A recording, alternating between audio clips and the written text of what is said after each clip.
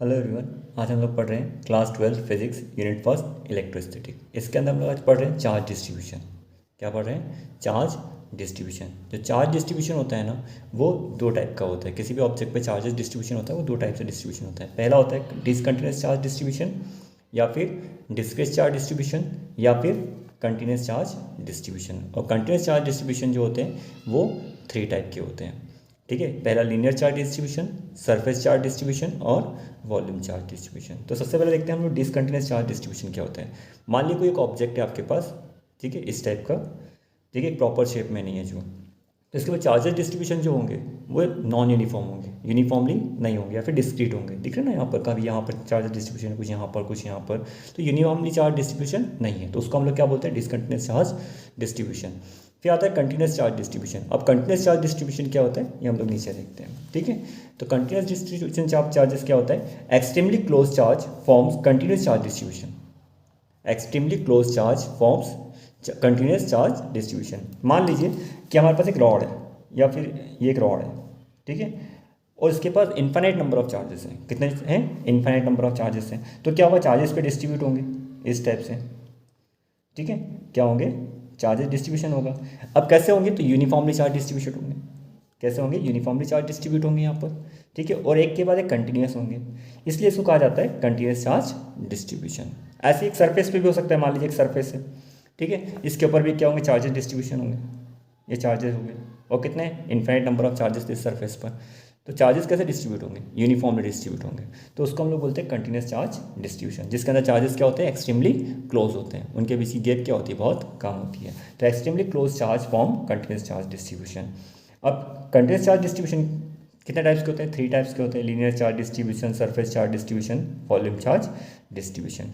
तो linear charge distribution को हम लोग समझने के लिए एक और टर्म का यूज़ करेंगे, डिफाइन करने के लिए हम एक टर्म का यूज़ करेंगे, जो कि होगी क्या? आपकी लीनियर चार्ज डेंसिटी। ठीक है, तो charge distribution can be explain by charge density. Charge distribution हम किससे एक्सप्लेन करेंगे?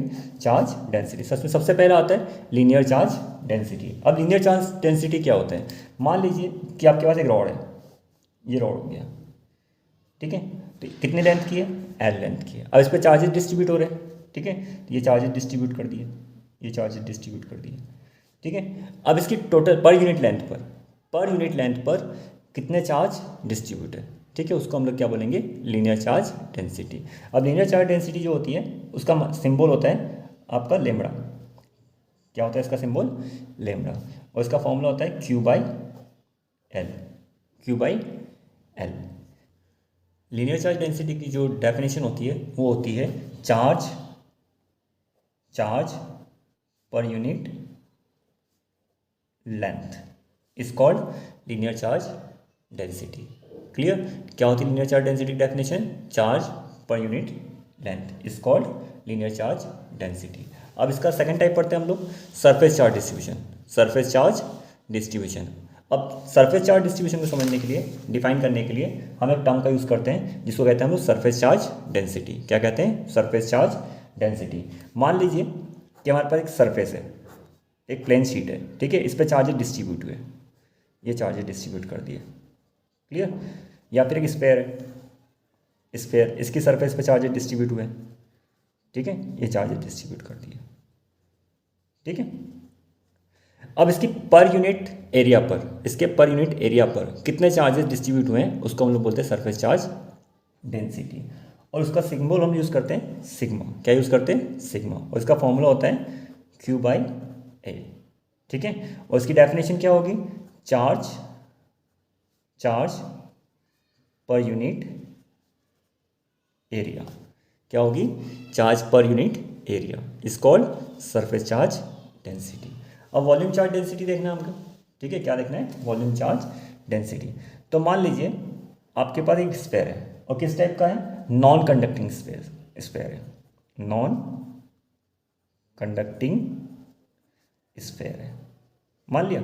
अब क्या होगा? इस पर भी चार्ज डिस्ट्रीब्यूट किए तो इसके पूरे वॉल्यूम में होंगे, ठीक है, इसके वॉल्यूम में क्या कर दिया? अपने चार्ज डिस्ट्रीब्यूट कर दिया। ठीक है, तो अब इसके पर यूनिट वॉल्यूम पर कितने चार्जेस प्रेजेंट है उसको हम लोग बोलते हैं वॉल्यूम चार्ज डेंसिटी। और इसका सिंबल हम लोग यूज़ करते हैं रो। क्या होता है इसका symbol? Rho equals to Q by A. क्या बनेगी इसकी definition? Charge per unit volume. क्या होगा? Charge per unit volume is called volume charge density. Clear?